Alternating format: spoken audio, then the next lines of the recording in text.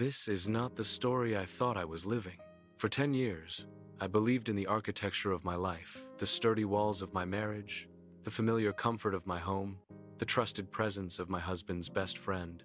I am Lena Petrova, and what I am about to tell you is the truth that lies beneath the perfect facade, a truth so explosive.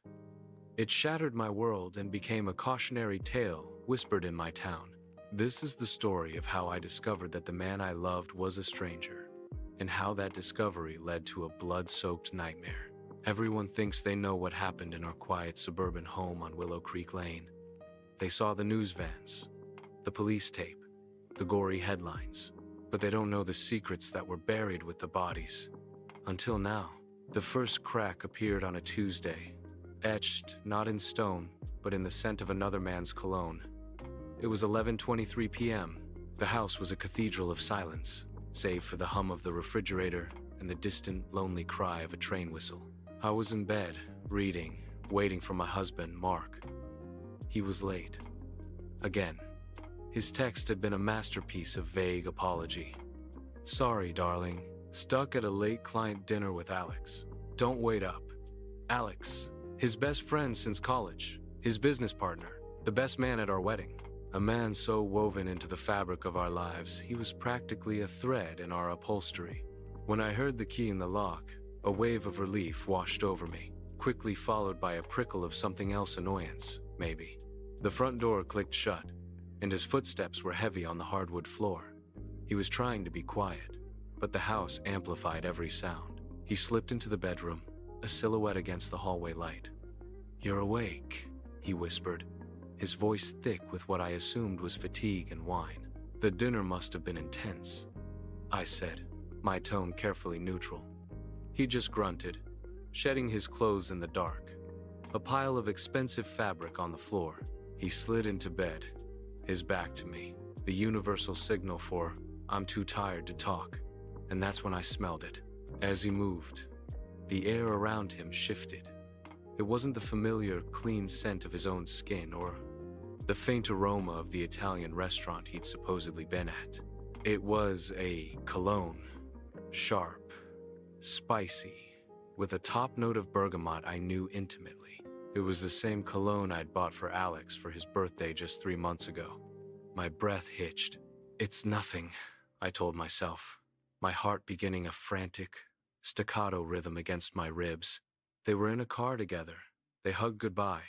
It transfers. But the scent clung to him, intimate and pervasive, as if it had seeped into his pores.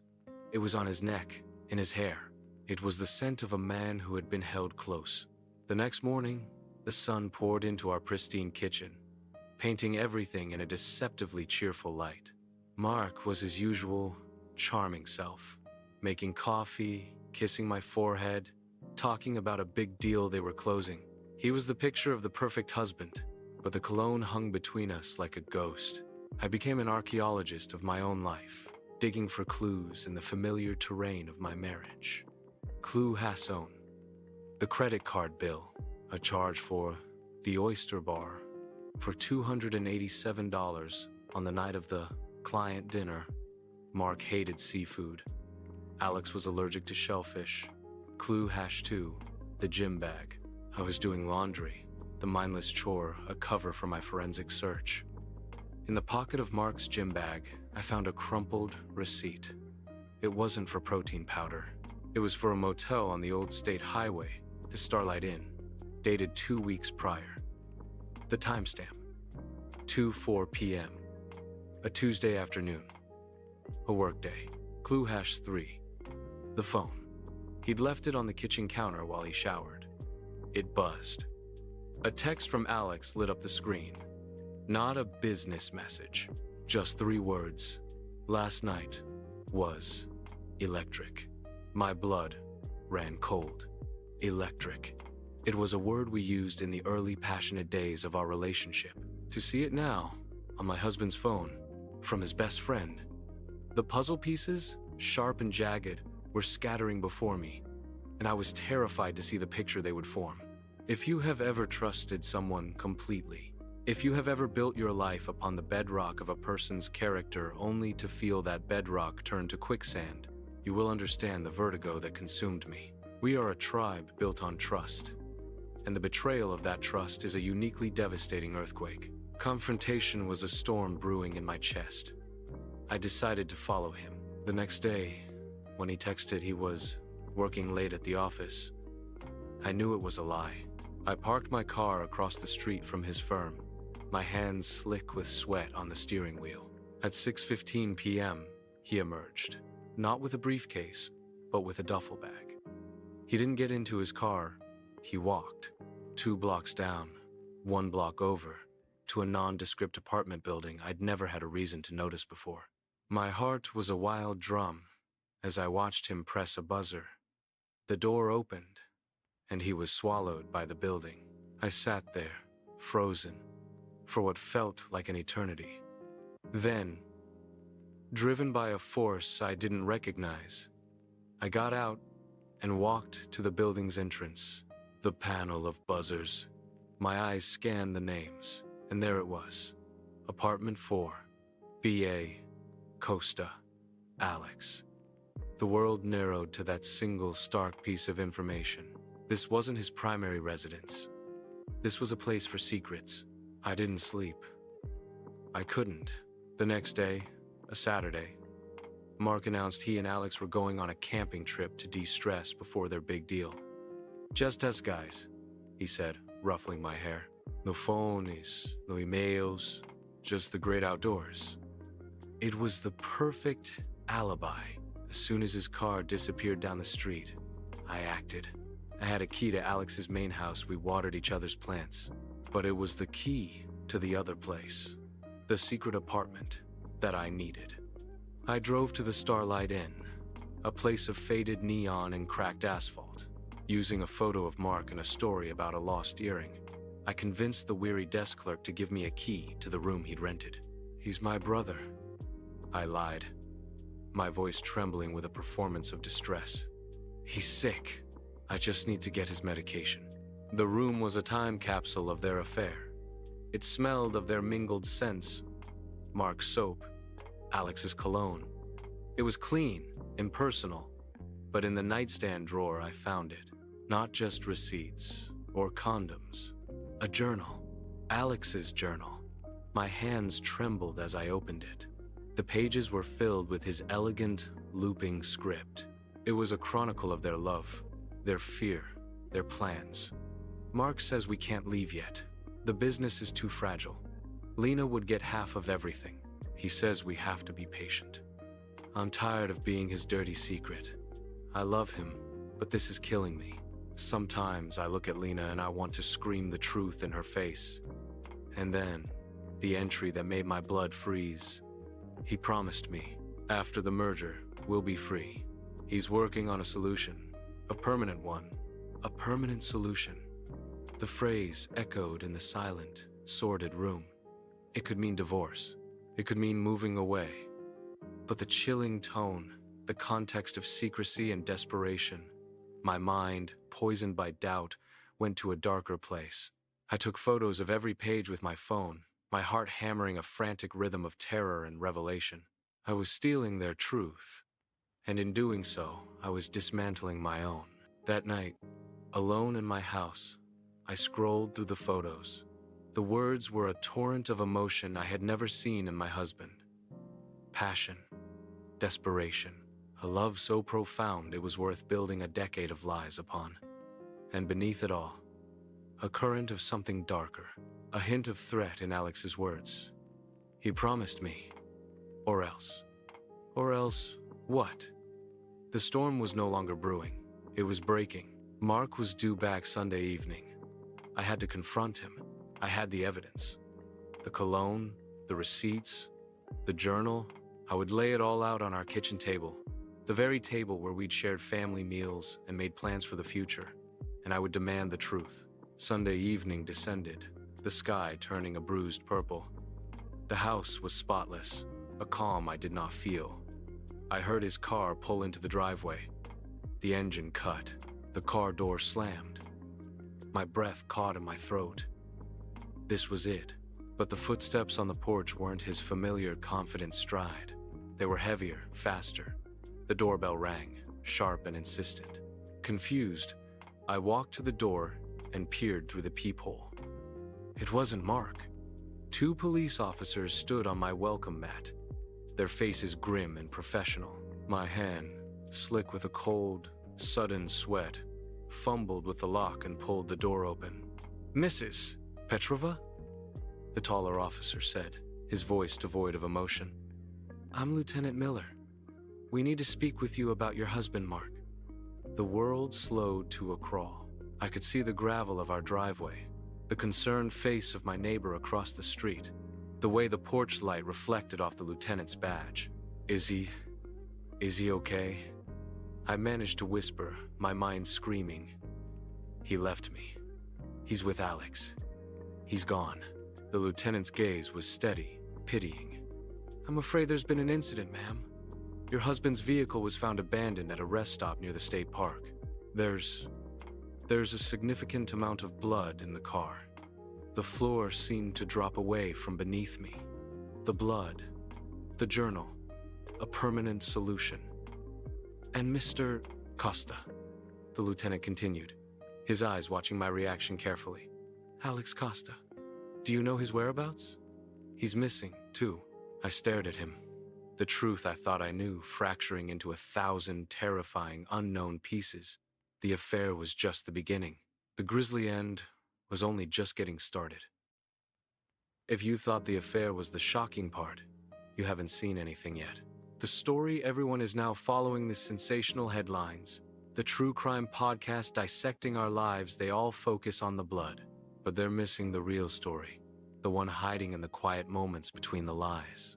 I'm Lena Petrova, and in the 48 hours after the police showed up at my door, I learned that the man I married wasn't just living a double life, he might have ended one. The world snapped into hyper-real focus. The grain of the wooden door frame beneath my trembling hand. The way the police radio crackled with static from their squad car. The scent of rain on the lieutenant's jacket. My mind, however, had gone blank. Wiped clean by those words. Significant amount of blood. "Can we come inside, Mrs. Petrova?" Lieutenant Miller asked, his voice a low, steady pressure in the roaring silence. I numbly stepped back, letting them into the home I had shared with a ghost. The home that was now a crime scene waiting to be discovered. As they stepped over the threshold, I noticed the smaller, quieter details about the second officer, a woman with sharp, intelligent eyes who was already cataloging our family photos, the pair of running shoes by the door, the book I'd been reading on the sofa. Sitting at my own kitchen table, under the warm glow of the pendant light that had witnessed so many happy family dinners, I felt like an imposter in my life. I answered their questions on autopilot. No. Mark hadn't seemed distressed when he left. Yes, he was with Alex Costa. Yes, their camping trip was a regular occurrence. But my mind was screaming. He was lying. They were lovers. There is a journal on my phone that proves it. I said nothing. The journal was my secret, my leverage, my terrifying truth. Handing it over felt like throwing a lit match into a room filled with gasoline. It would incinerate what was left of my life, my privacy, my husband's reputation. And if Mark was still alive, what would it do to him? So, this was just a routine guy's trip? Lieutenant Miller pressed, his eyes gentle but relentless. My mouth was dry. As far as I knew, the lie tasted like ash. The female officer, Detective Evans, spoke for the first time. Her voice was softer, almost conversational. "Mrs. Petrova, did your husband and Mr. Costa ever have disagreements? Any tension over the business?" And there it was. The perfect opportunity. The open door. I could have said, yes. Their relationship was complicated.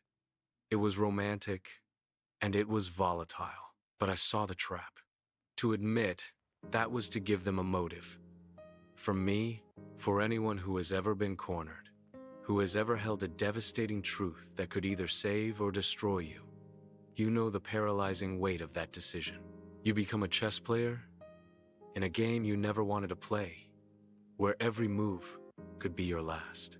The following hours were a blur of controlled chaos. The police secured Mark's home office. They took his computer, our shared iPad, his toothbrush for DNA. I was a ghost in my own house, watching strangers in latex gloves sift through the artifacts of my life, looking for evidence of a monster. My phone buzzed incessantly. Friends, family, reporters already circling like vultures. I ignored them all. There was only one person I needed to see. I drove to Alex's main house. It was dark, silent. The potted plant on the porch I was supposed to water was already wilting. I used my key and stepped inside. The air was still and cold.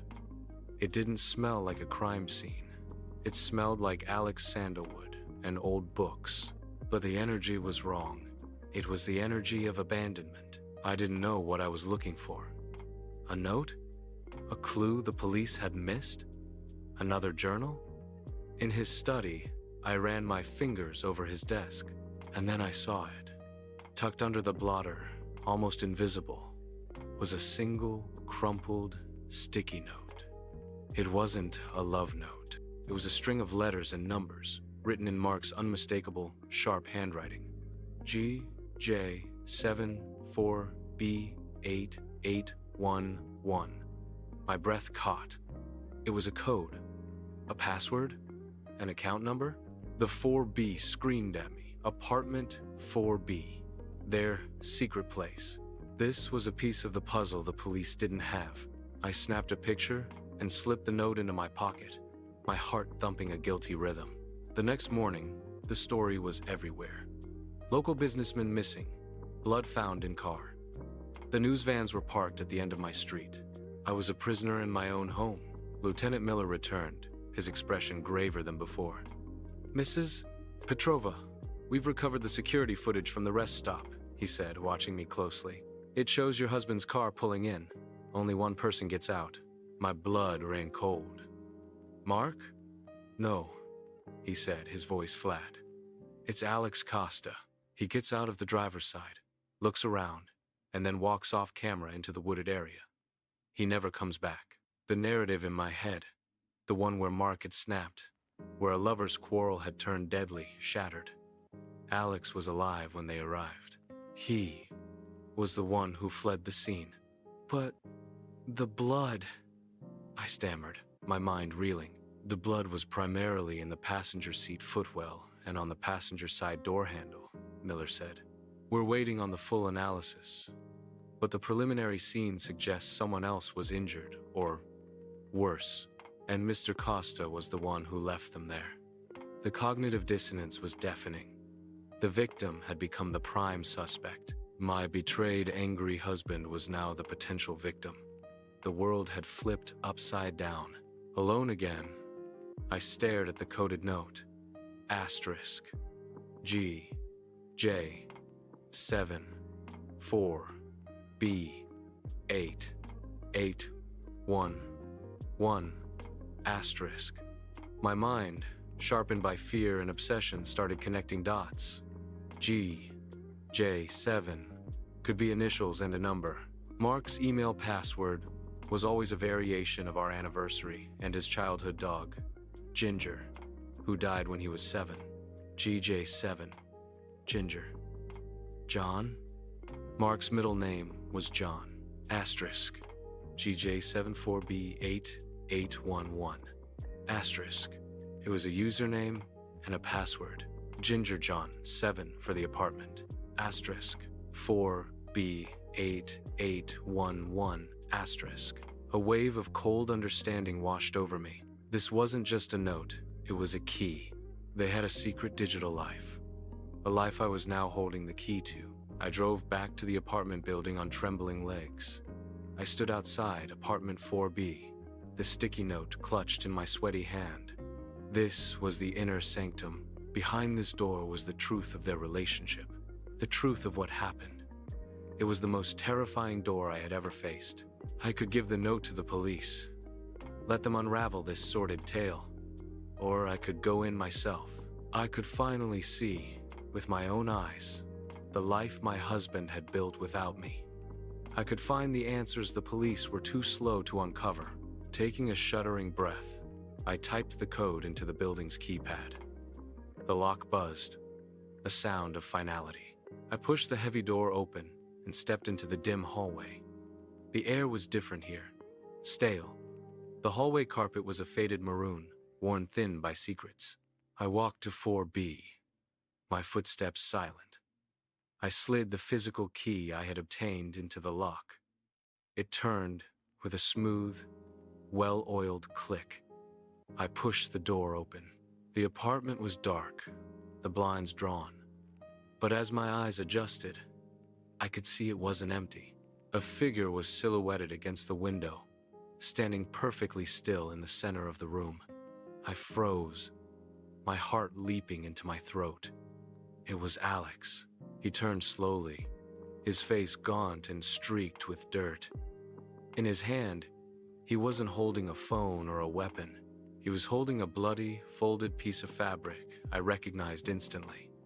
It was the shirt Mark had been wearing when he left for the camping trip. His eyes, wide with a mixture of terror and fury, locked onto mine. "Lena," he whispered, his voice raw. "You shouldn't have come here."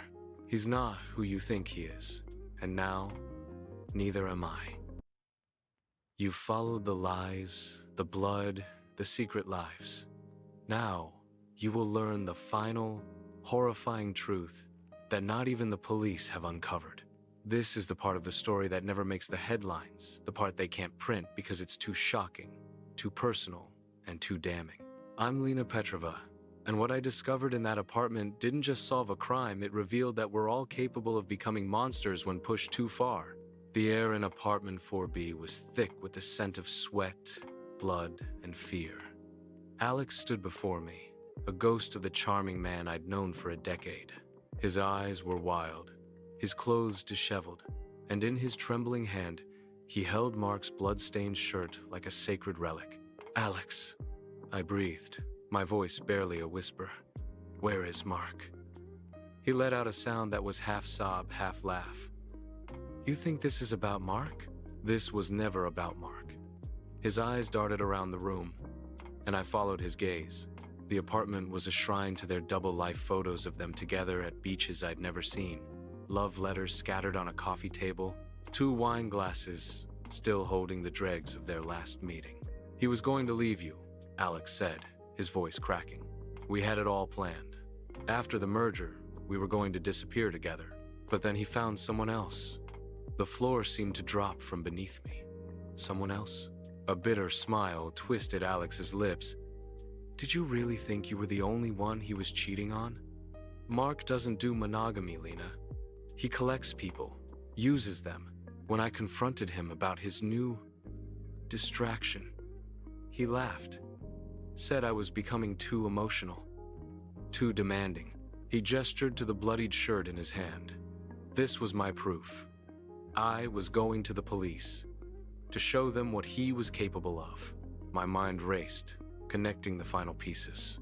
The security footage showing Alex fleeing, the blood in the passenger seat, the coded note. It wasn't adding up to the story Alex was telling. "You're lying," I said, my voice surprisingly steady. "If Mark was the victim, why did you run? Why are you hiding?" His eyes shifted, and in that moment, I saw the truth he was trying to conceal. I remembered the journal entry. He's working on a solution, a permanent one. The permanent solution wasn't about leaving me. It was about silencing Alex. "You knew," I whispered, the realization washing over me like ice water. "You knew he was going to kill you." Alex's shoulders slumped, all the fight draining from him. He set up a meeting, said we needed to talk things through. When I got in the car, I knew immediately something was wrong.